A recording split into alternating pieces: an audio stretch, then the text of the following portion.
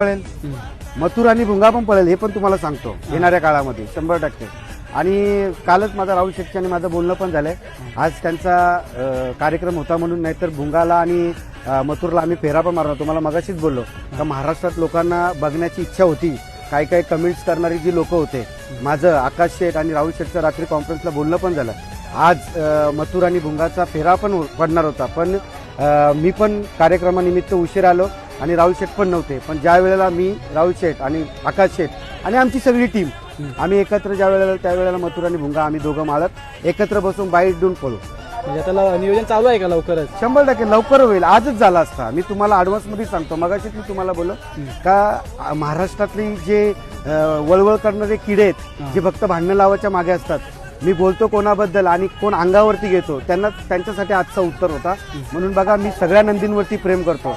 मला कुठेतरी डिवचलं तरच मी उत्तर देतो. मग माझ्याशी सगळ्यांनी प्रेमामध्ये राहा, मी पण प्रेमामध्ये राहायचा प्रयत्न करतो. आपण